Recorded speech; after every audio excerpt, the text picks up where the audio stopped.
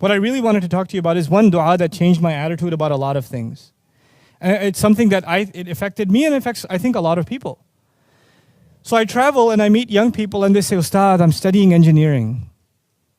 I feel really bad. Why do you feel bad? Because I'm studying engineering. It's dunya, I'm studying dunya. Make dua that my parents don't make me study engineering so I can go study deen. Because I don't want dunya, I want deen. Somebody else goes, Ustad, I have a job. I feel so bad. Why do you feel bad? Because I'm an accountant. Well, okay, then you should feel bad. No, but anyway, but they'll say, because all I do is, I file the taxes for this company or do the books and this and that, and I spend 9 hours a day doing that, but I only spend 1 hour of day reading Quran, or I only spend a little bit of time in the masjid, but I spend most of my day working. I feel terrible. I'm like, what do you think farmers do? They do a lot more hours than you do. What do you think other people of other what does Allah want from us? To leave our occupations and recite Quran all day? Some people have that attitude. If I was only studying deen all day, then I would be a good person. And if I'm doing other things, then I'm not a good person. If I'm earning a living, I'm running a business, I'm going to college, then I'm not a good person. SubhanAllah, this is so off. It's so far from the view Allah the picture Allah paints in the Quran. I can't even begin to describe. Why would this book want to keep you inside a library or inside a university or inside a masjid all day and all night when this book is saying, go look at the sky.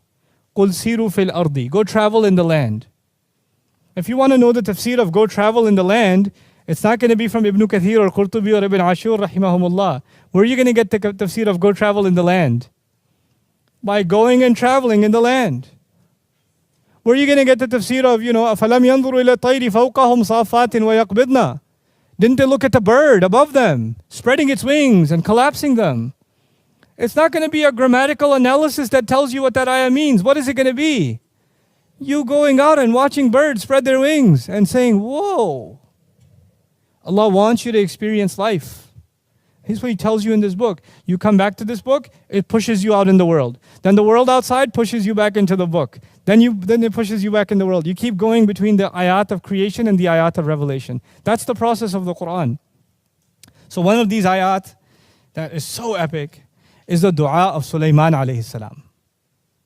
Sulaiman alayhi salam, when prophets make dua, they make dua for akhirah, they make dua for forgiveness, yeah? They make dua for their future generations, isn't it?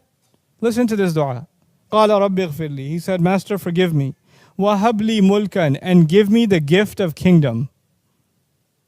Give me the gift of some kind of kingdom. مُلْكًا لَا يَنْبَغِي لِأَحَدٍ مِّن بَعْدِي. That is not even appropriate for anyone who comes after me. Give me so much kingdom that it's not even appropriate for any human being that comes after me to have that kind of kingdom. Innaka antal wahhab. You are the one who continuously gives gifts. What is Sulaiman alayhi salam asking for? First thing, forgive me. Second thing, which is what shocked me, I was like, whoa, what? He asked for kingdom. Okay, that's deen or dunya, by the way, by our standards. It sounds like dunya, isn't it? And not just dunya. Don't just give me and give other people. He didn't just say that. He said what? Give me so much and give me something that is not even fitting for anybody else. Make me unique in what you give me. In where? In dunya. How in the world is this appropriate? It sounds like he's asking only for dunya.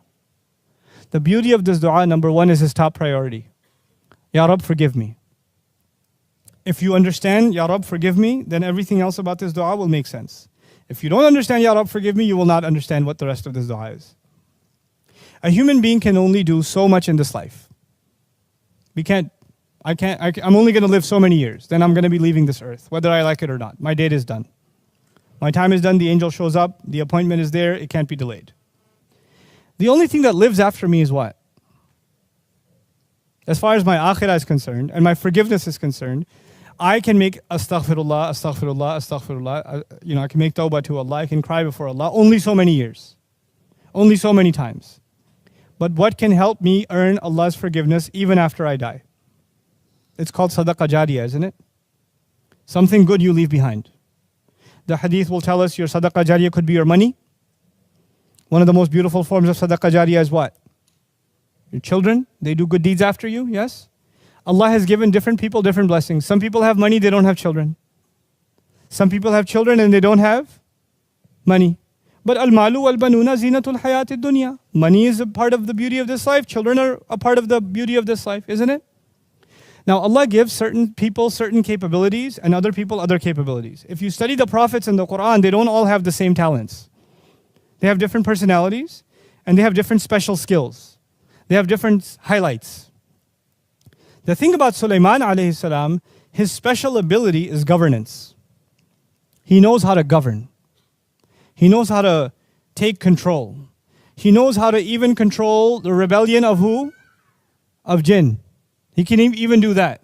So he has an unusual capability of government and controlling resources and making things, putting things to service. Now, is that a common quality or a very rare quality? The more power you get in government, the more corruption you get. Okay? The more absolute authority you have, the more absolute problems you have. Absolute power corrupts absolutely. One of the greatest kingdoms in human history is the pharaohs. Case in point, you know. Now Sulaiman alayhi salam is in a unique position. He has kingdom and he knows how to use it for good.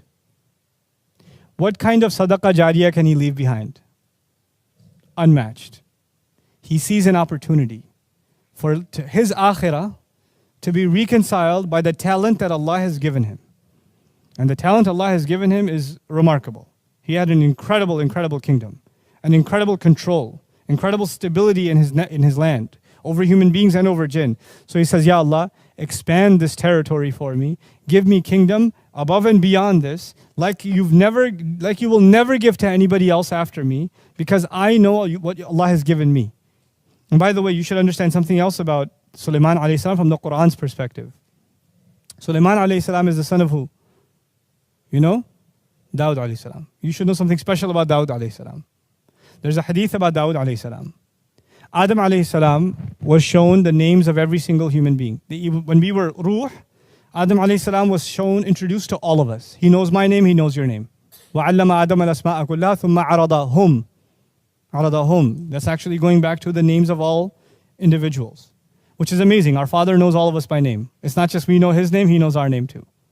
And He knows our qualities too, because in Arabic, ism is also qualities. So He knows you and your personality. How many people are in front of Him? Adam alayhi salam. Unimaginable, yeah? And He picks out one of them. He says, who's that? That's your son Dawood. Give him 40 of my years. Make his life longer. Who did He pick out of all of them? You know what's amazing in the Quran? The word Khalifa only comes twice. It only comes for Adam and it comes for Dawood. That's it. It doesn't come for anybody else. Quran is answering the question that arises from that hadith. The hadith says that Adam alayhi salam did not pick Ibrahim alayhi salam, didn't pick Nuh alayhi salam, didn't pick Rasulullah sallallahu alayhi wasallam, didn't pick anybody else. He picked who?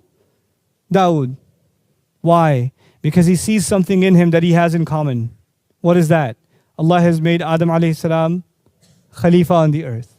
And Allah made Dawood alayhi salam Khalifa on the earth. Ya Dawudu inna ja'alnaka khalifatan fil ardi. Dawood alayhi salam is special. Now, Dawood alayhi salam himself is Khalifa, but who's his son? So Sulaiman alayhi salam is not just a prophet, he's also the son of a prophet, but a son of a special prophet. A prophet who was a Khalifa, a great ruler, a governor at the same time. And so his upbringing gives him knowledge of revelation, but also knowledge of how to live by that revelation, not only at the level of an individual and a family and a community, but at the level of entire governance. He's been brought up in that system. Even before, even as a child, he's been brought up in that system, right? And eventually Allah grants him prophethood. So he realizes the value of leaving a legacy behind. He's learned that from his father. And so he understands that he's going to die, but his legacy should live on. The legacy of good that he creates should live on. And Ya Allah, give me something that doesn't even, because he knows his children are not going to get it the same way he got it from his dad. لا ينبغي لأحد من بعدي. Now what does that mean for you and me? You know, some people, they can't handle fame. Some people can't handle money. Some people can't handle a compliment. I've met people who say when I'm making salah and somebody passes by, it messes me up. Now they think I'm a righteous person. Other people, they could be anywhere and they're praying and they don't care. The universe doesn't exist for them, right? So some people have a stronger, thicker skin. Some people have weaker skin. Different people have different weaknesses. Some people have a hard time waking up early in the morning. Doesn't that happen? Other people have a hard time with other things. Like, for example, one of the gifts of Allah to me, may Allah keep it this way. One of the gifts of Allah to me is fame doesn't bother me and it doesn't make me happy. I'm not bothered by it and I'm not happy because of it. It's just something Allah gave me. I just have to use it to do something good, and that's it. It's nothing else. If I was teaching this class and there was one table of students, or there's like, I can't count how many tables of students, it won't matter. I'm still going to teach what I'm going to teach. It doesn't matter. If the camera's on or not on, doesn't matter. That's it's the way I'm programmed. Alhamdulillah. Other things bother me. I won't tell you those. Other things, I have lots of weaknesses. You talk to my family about those. You know, but this is not, alhamdulillah, this is not one of my weaknesses. You know, I've met other people for whom this is a big weakness. It's a big problem. So the first thing you have to recognize is what is your weakness and what is your strength. And once you find your strength, then you ask Allah to give you and give you and give you in what you have strength, so you can put all of it to the service of Allah's deen, so you can leave a legacy. Ya Allah, if this is not going to mess me up, then give me more of it, because I can put it to work for your deen. Like Uthman radiallahu anhu should be asking for more wealth. He should ask. You know why? Because even after being a millionaire, does the wealth mess him up? No. Someone like a Qarun should not ask for more wealth, because whatever he has messed him up enough already. You understand? So not everybody's going to ask for the same thing. Because the strength of Sulaiman alayhi salam is he has power, but it doesn't corrupt him. He has power, but it doesn't corrupt him. So he asks Allah, give me more and more and more and more and more of power, so I can take all of it and serve what? Your deen. And when you ask Allah, what did Allah do for him? Look at in the next ayah. فَسَخَّرْنَا لَهُ الرِّيحَ تَجْرِي بِأَمْرِهِ رُخَاءً حَيْثُ أَصَابَ وَالشَّيَاطِينَ كُلَّ بَنَّاءٍ وَغَوَّاصٍ وَآخَرِينَ مُقَرَّنِينَ فِي الْأَصْفَادِ هَذَا عَطَاؤُنَا. I made the winds submit to him. I made shayateen do work for him. Others I made dive deep into the ocean for him and pull out its treasures. Others I put in chains in prison, the ones who wouldn't listen to him. I put them in chains for him. This is all what we give. This is what we give. Allah gave him control over winds. You can have the most technologically advanced society with the greatest military, but when a hurricane strikes, their buildings fall. They can't protect themselves from what? The wind. They can't. They can't protect themselves from the earthquake. They can't protect themselves from the flood. Isn't it? They could have billions of dollars spent in defense, and they can't protect from the wind. Allah Azza wa Jal gave Sulaiman alayhi salam, who needs a military when you have the wind? Just send a hurricane that way. Send a storm that way. Subhanallah. This is what Allah will give. So for you and me, identifying what our strength is, and then making a pledge to Allah that we will use it for the strengthening of this deen, for leaving a legacy that is longer than our own, that is perfectly normal. It's perfectly normal. That's not asking for dunya. As a matter of fact, even if you benefit from it somewhat, it's fine. Because you take from it what you need, and you give from it what will build your akhirah. Because what was the priority from the very beginning? Rabbi, ighfirli, forgive me. This is all in hopes of earning Allah's forgiveness. No matter how many good deeds I do, they're not going to be enough, so I keep doing good deeds even after I'm dead. That's what I want to do. Every one of you should be thinking like that. Every one of you. What is the strength Allah has given me, and how can I put it to good use, and how can Allah build my talent to make it even better, so I can benefit even more. May Allah Azza wa Jal make us people of benefit and help us understand the beautiful and the perfect word of His. Barakallahu li wa lakum. Assalamu alaikum wa rahmatullahi wa barakatuh.